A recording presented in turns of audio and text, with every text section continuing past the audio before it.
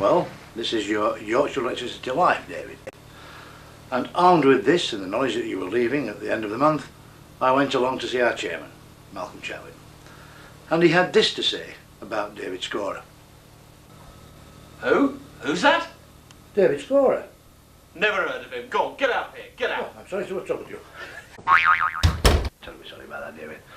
I must admit that originally I was rather dubious about that interview because I know when I phoned Mr. Chapman's secretary up to arrange it in the first place, she asked if I would be arriving in a large vehicle, and I said, no, why? She says, oh, that's good. She said, we're still trying to get rid of the Pantechnicon that arrived last week with Bob Wells' CV. I don't know what she was talking about, but there you go. Anyway, one chap that I know will have something to say. Close colleague of yours, Mike Taylor.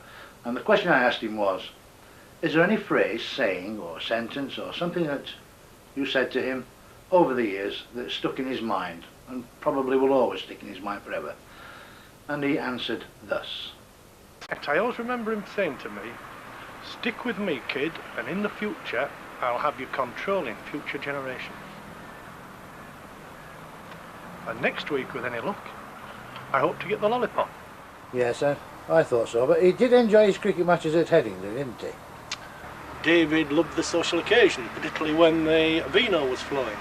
And the cricket was a superb chance to bring all these skills into fruition and blend them all nicely. Well, we heard Mike talking there just how skillful David is when it comes to a group or gathering of people. And I was at just such a gathering just over a week ago, where the area committee presented, through Dave Kinnan, a font and other things. And much of that is on the end of this video. But I thought I'd just show a small bite, I think is the in word at the moment, from that. And it just shows you how skillful David is, and also how humorous. Chaps, you've got a very soft man to come.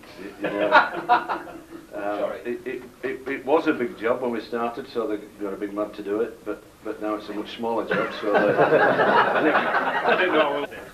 Inevitably chosen a dwarf. Well, there you go.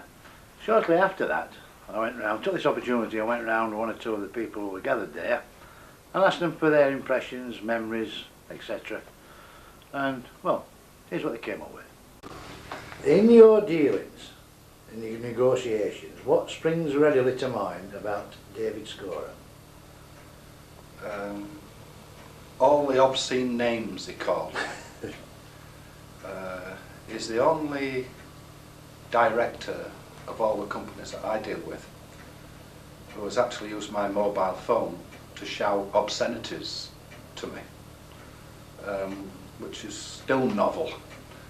And to be honest, I think I'll miss it, because it gave me an opportunity to shout obscenities back. Next up is a chap who can never ever be caught on the hop. He's always quick with a word, never stuck, always there with a repartee. I asked him the same question. Well, never mind, David. I never thought I'd see the day, but we'll come back to you. For the years you've worked with, is there anything special springs to mind about our Mr. Scorah? Now that he's leaving, you could say what you wish. There's lots of things I'd like to say about Mr. Scorah. Now then, what can you recollect of the first day you met Mr. Scorah, and how did you feel when you first shook his hand?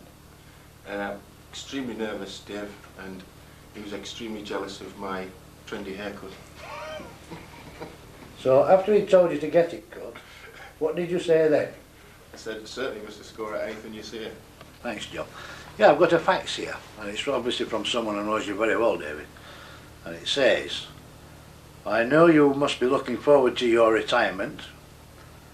With great gusto, I know I am. Chris Finity. Who's he? Does anyone know it? No. Right, now back to Dave Cox. Now, Dave, you must have thought of something to say now. The character that you know very well, George.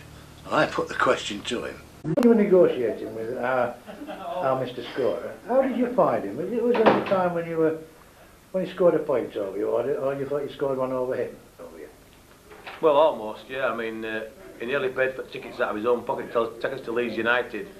That's nearest he's come to scoring one over on us. Did it? Oh, aye, yeah. How I mean, they said to us one day. They said, "We'll take you to see Leeds United," and then he never turned up. And then we had to pay for it ourselves.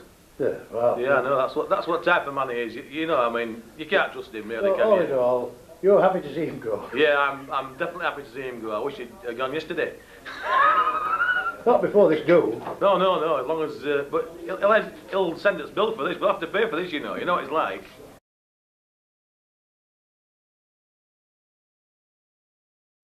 Well, that's right. The big problem I've got now is working for somebody as charismatic as David. And now, what do you really call him, other than charismatic? Well, we call him many things, David, but we certainly won't be saying it on video, that's for sure. Right, have you any special fond memory that's printable on video? I think the fondest memory I have of David recently, when he's now telling everybody that he's going to be living in reduced circumstances, now he's taking his money from Yorkshire Electricity. I wonder what he means by reduce. Is he buying a village? Yeah, he probably owns half of it already. Yeah. Certainly different to Andrew Gray. Yeah, well, he's going into procurement, isn't he?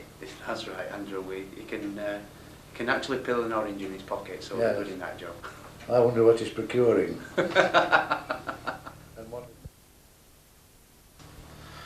Right, thanks for that, Chris. Now then, David, this time, you must be ready.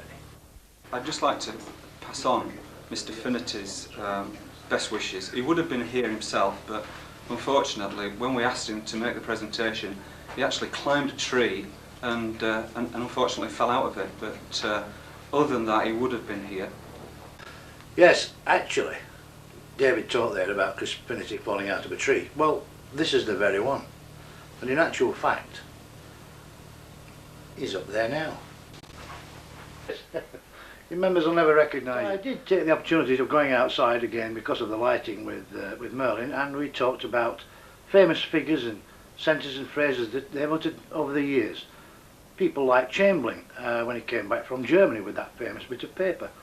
We liken it somewhat to your speech, David, at Huddersfield when you guaranteed us all 37 RMS hours per week. And, well, Merlin. I have this GIF here from I Y L Scorah with 9 bleeding hours on it.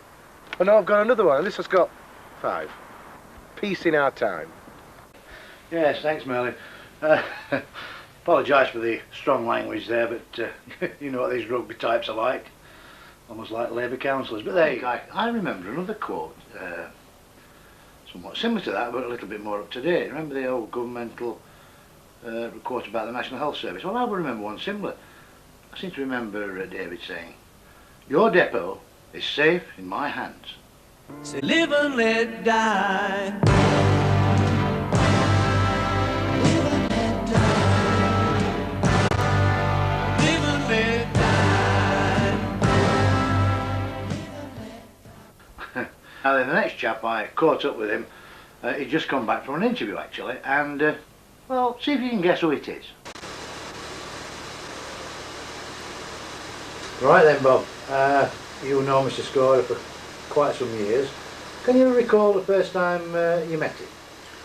First time I met him as my boss was at Huddersfield. We'd been called to a team brief to talk about the way forward for the business. And knowing David had a fearsome reputation.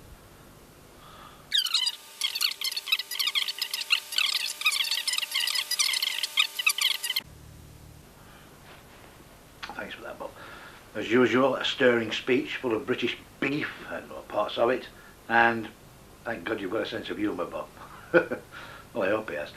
Now, a lot of people wanted to contribute to this video, but because of the time factor, couldn't.